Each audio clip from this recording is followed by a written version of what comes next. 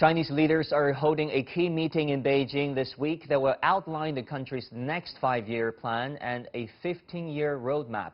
According to the released agenda, the meeting, known as the 5th plenary session of the 19th Central Committee of the Chinese Communist Party, will deliberate the proposals for formulating the country's 14th 5-year plan for economic and social development and future targets for 2035. According to analysts, the new 5-year plan is expected to center around technological innovation and economic self-reliance, referred to as double development dynamic. In the first episode of this week's series, China Plans Way Forward, we'll look at how China's economic roadmap will work in the post-pandemic era. How will China navigate its development amid growing tensions with the U.S.? And what does it all mean for the global economy?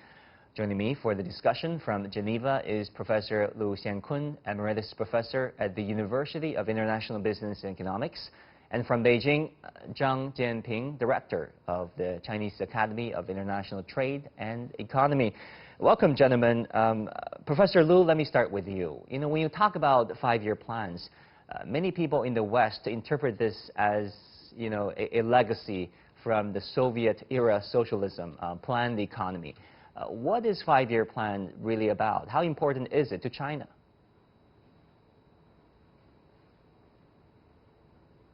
From the very beginning, China did borrow this concept and this kind of administration model from the former Soviet Union. In 1953, China started to lay down the first 5-year plan, and that took place almost every 5 years afterwards, except a few years when China was undergoing domestic chaos.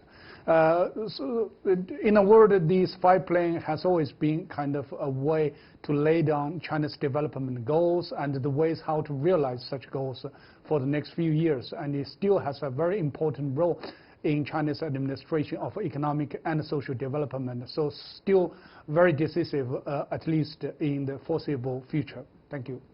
Yeah, Director Zhang, what do you think? Because we noticed that some 5-10 years ago, Beijing stopped calling 5-year plans 5年计划. Instead, they use another word, 5年规划, right?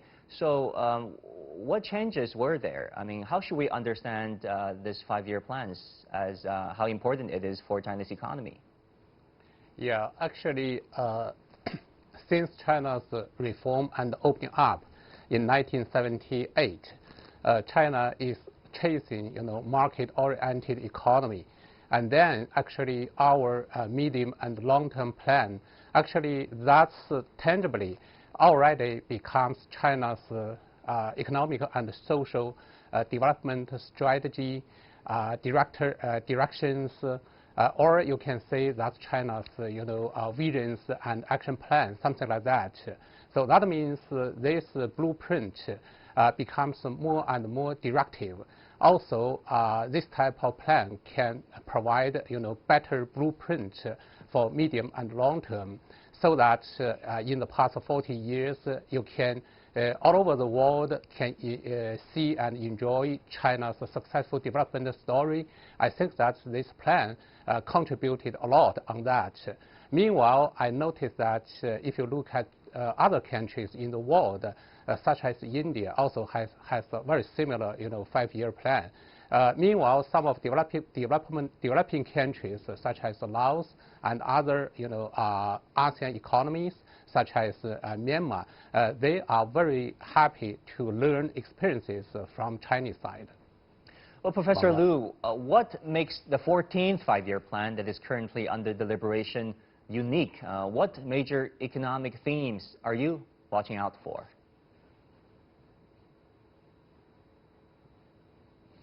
In previous 5-year plan, the 13th one, China has announced that it has realized its first centenary goal, that is to build a well-off society in China.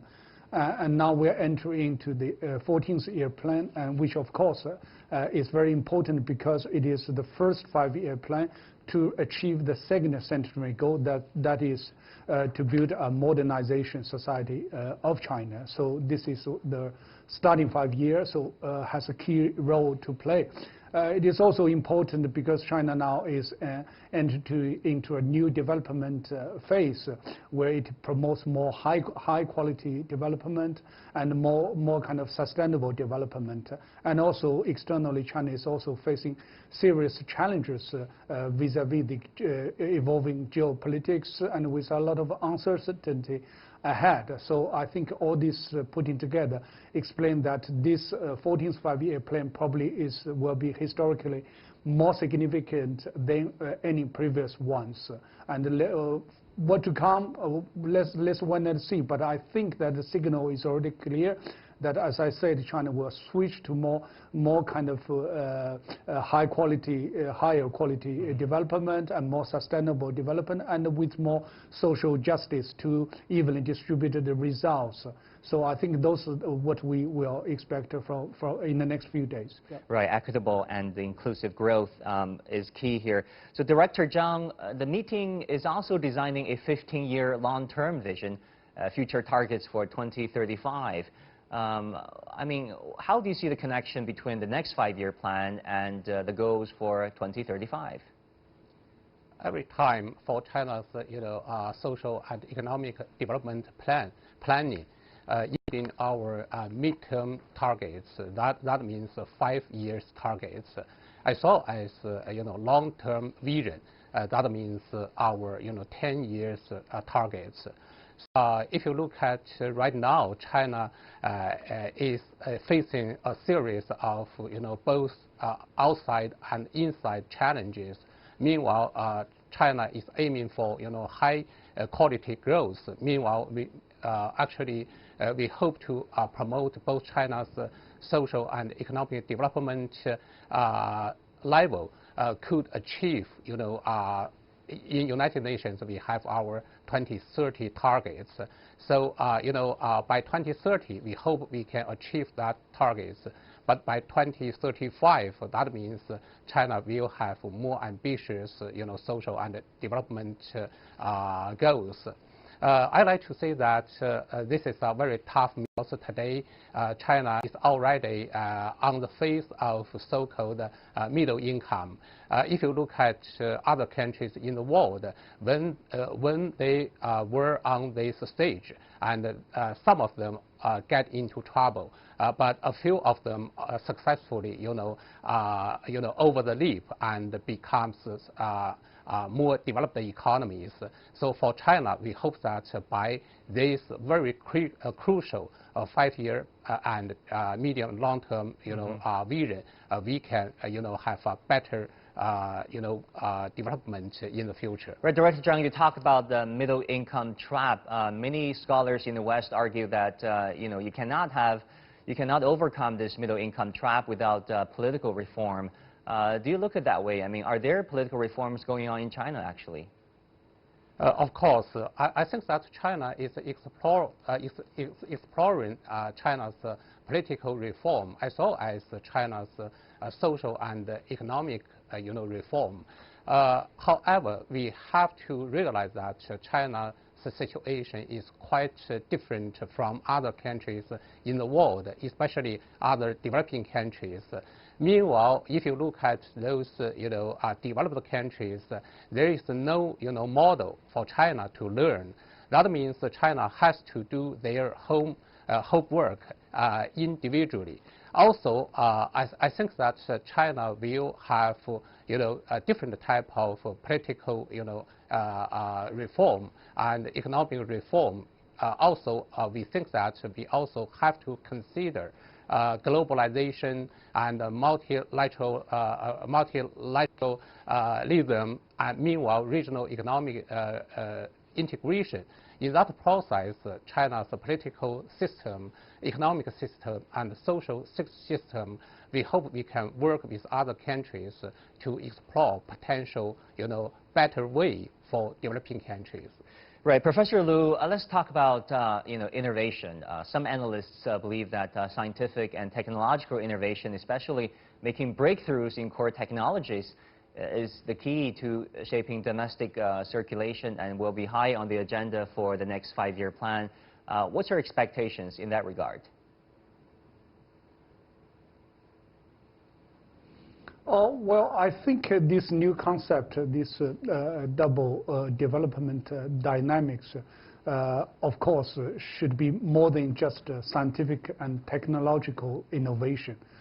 Technological innovation, of course, is very important because, at least for China, it will help China to achieve this high level, high quality development model and to add more scientific and technology inputs into China's next stage of development instead of the previous extensive and low quality development.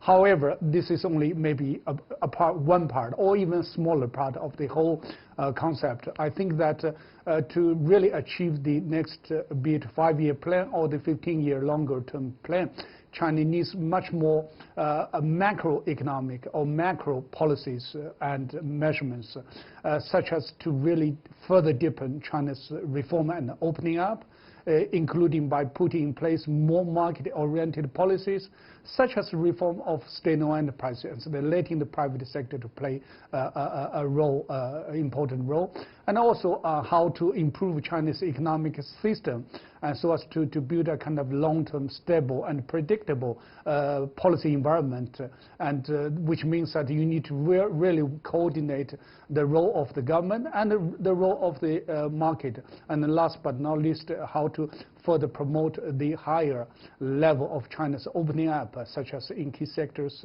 of services and others. So I think you have to really look beyond just scientific and technological innovation so as to achieve China's next term of development goal.